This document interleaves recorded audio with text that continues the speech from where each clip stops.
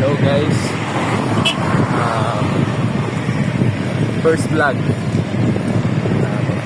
Ang ruta today is sa may Dabilan sa Carmona. Hindi ko sure kung ano bang ruta to. Sabi nila may max grade into 16%. And let's see. Right now, dito tayo sa may Imus Boulevard. Kumuha lang ako ng pacing na saktong makakarating lang. Bala ko sana mag Aguinaldo Highway. Pero first day kasi ngayon na school. And Monday pa. Baka mahirapan ako. Takits na lang later sa aking second stop. Guys, approaching na tayo ng SM Dasma. Then doon tayo kakaliwa. Nasa Aguinaldo Highway na tayo ngayon. Siguro nasa 540 na rin. And first stop ko sa may crossing bago ako kumaliwa pa GMA. And kita-kits na mamaya. Carmona na ata to. Hindi ko sure. Tapos na ako sa first line. And on the way na ako sa Carmona Dabilan. Hindi ko nakapag-skip. Stop over kasi traffic pa na doon. May crossing. Sobrang tarik nung unang ahon. 7%. Buti kinaya naman ng giro. Sige. Bye-byein ko muna to and kita-kits later. Jollibee. Nag-refuel lang tayo sa ito na yung crossing ng Carmona.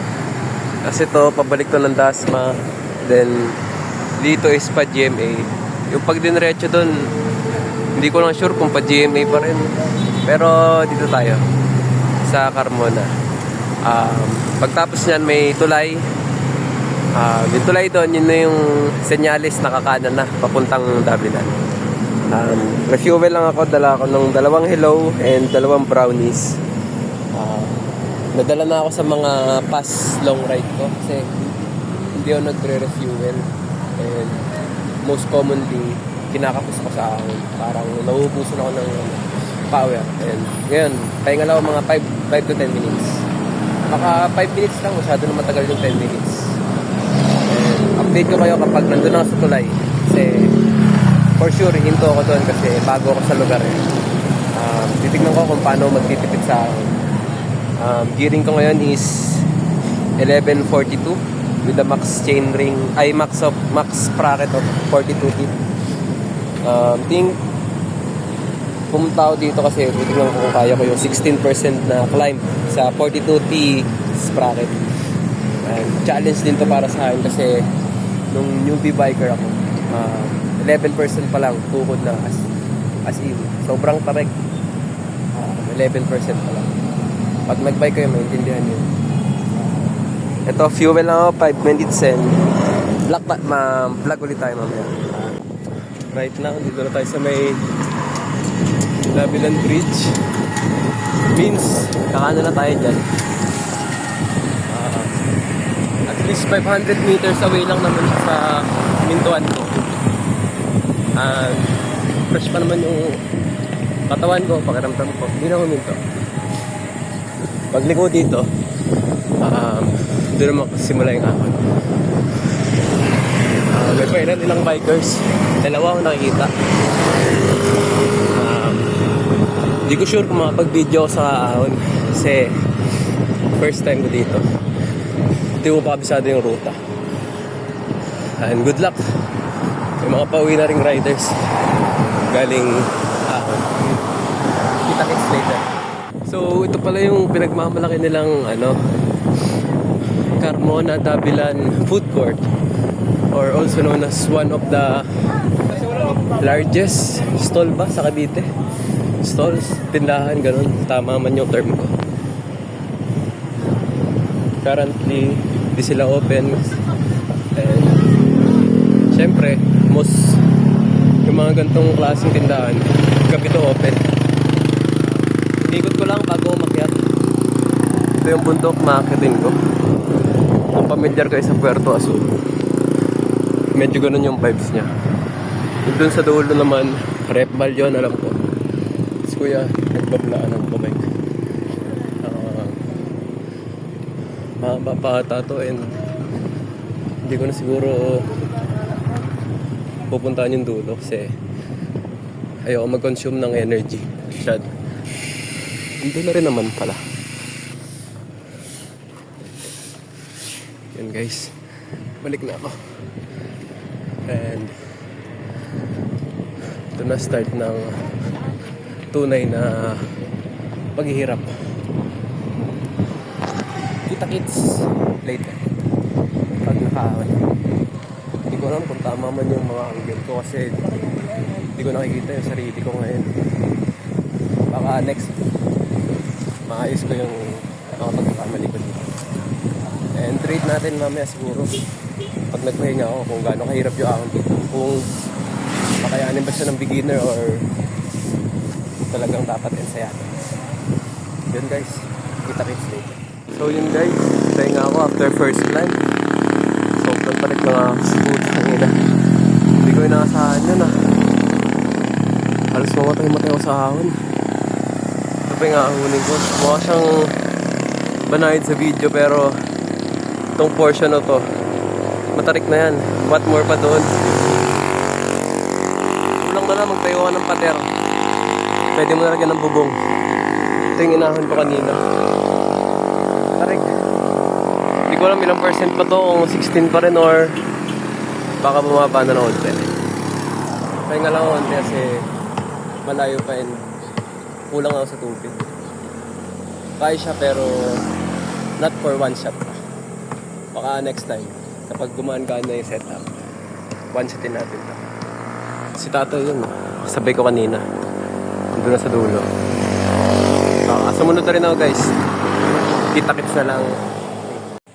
So, kung gusto nyo mapagtanto sa buhay, kung ba't ba kayo nagbabike, dito kayo dumaan.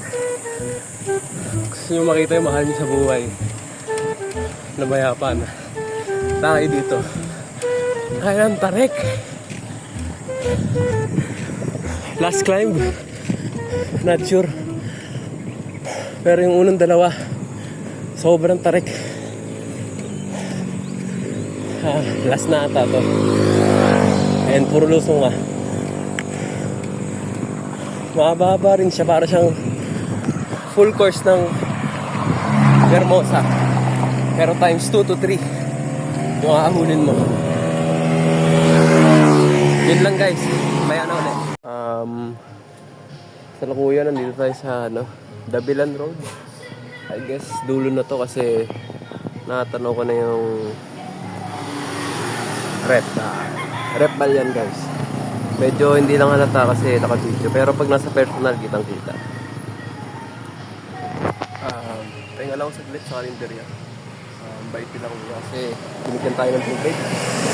Almost 2 kilometer of climb rin nata, 2 to 3. Si Kuya nakasabay ko.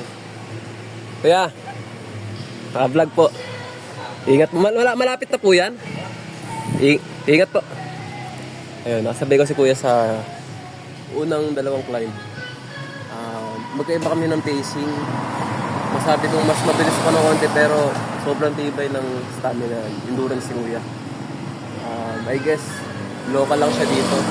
Mabagal man pero straight niya inahon. Wala siyang hindi ko kaya yung straight pa ng uphill.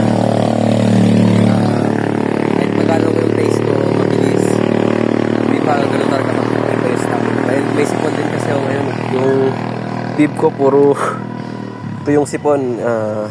Sorry, medyo dugyot pero nakapagod talaga. Paglagpas ko siguro dito, maabot lang ko si Kuya sa dulo and baka usapin ko siya and interviewin natin. Pero hindi niya kaya magsalita, hindi ko na ipipilit. Siguro 2 to 3 minutes of rest, then ride out tayo. Pagdating ko ng Silang, pahinga ako doon, then refuel ulit tayo ng dalawang chocolate bar, then uwi na. Medyo mainit na rin kasi 7:40 na ata, pagkakalam ko. 7 pa lang tirik na yung araw. Pero sulit yung ride. Sa unang ahon, dalawang ahon. Makapasabi ka na lang patbaw nandito. Pero after nun, banayad naman na. Para ka na lang maahon ng Amadeo Tagaytay, pero may kasamang lusong. And yun na lang siguro mamaya ulit. Kita-kits. So guys, sa Lakuya, nandito tayo sa may silang. Lulusong na tayo pa Aguinaldo Highway. Maintain lang tayo ng takbo. Kasi, kaya, huling tulay na lang. Pumalo pa ata ng 18.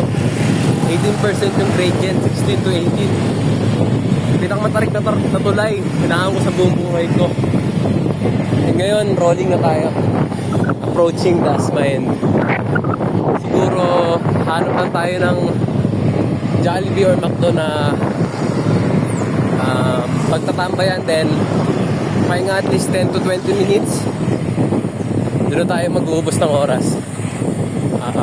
Kainin ko na rin yung last refuel ko for today's ride na chocolate bar. Thank you Lord sa safe na ahon. The best. Kung gusto nyo yung challenging, sama na kayo Patagaytay, try nyo yung rutang to. One of the best route para sa akin na na-challenge ako. Since nag-start ako ng fitness journey ko, wala pa akong ibang matarik na narahon bukod sa Kaibyang, Tagaytay. Nag-try na rin ako mag Fantasy World pero I think walang pumalo ng 12% gradient doon, 16. Nahirapan lang doon dahil 140 km ride siya mula sa amin. Ito na yung kalagayan ko ngayon. Chill pace na lang. Puro downhill lang silang. Ito ngayon. Malapit na tayo sa may crossing ng Dasma. Siguro update ko kayo mamaya guys kapag may nakita na tayong kainan. And bibilisan ko na kasi mainit na. Nangingitim na ako ng sobra. And yun, dito na tayo. Magkakross na yung Silang Looben main road ng Aguinaldo Highway. Alam ko na yung daan na to. And medyo marami ng sasakyan din dito. Kaya mamaya na lang guys. See you. Tayo sa may SM Dasma and Robinson, Palapatan. Luwa ko ata ng 5 to 10 minutes yung lusong. Wala namang masyadong traffic and nagsasakay na bus kaya mabilis tayo nakakuha.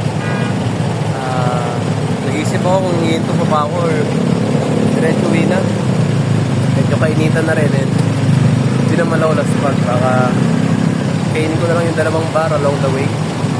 Malapit naman na to, SM Dasma. Mahababang lusong del district din. Doon magkakaalaman kung hihinto ako pagdating sa district. Kasi kahit sabi natin yung lusong to, medyo mahaba pa rin tayo. Higpitan yung traffic. Baka mapuno. And tagal-tagal pa naman yung stoplight. Seconds pa. Niligsahan yung araw. Excited na pala. Change na ako. And siguro kita-kits later kung sa bahay or sa McDo tayo magkita-kita. And yun lang. Final stop natin for today's ride. And natake ko na rin yung last fuel ko, yung chocolate bar. And masabi ko sa ride, good siya for practice cyclists. Pero kung nag-quit ka ng ilang months, hindi siya recommended since baka mag-spike yung heartbeat nyo, hindi nyo kayanin kasi sobrang tarik talaga is ahon sa unang 2 parts. Pwede siya, hindi nyo siya may pipilit. Pwede siyang itulak or tumukod. Pero kung i-straight nyo is hindi siya recommended since sobrang tarik and risky ako. Ilang buwan nang nagbabike is nahirapan pa rin talaga.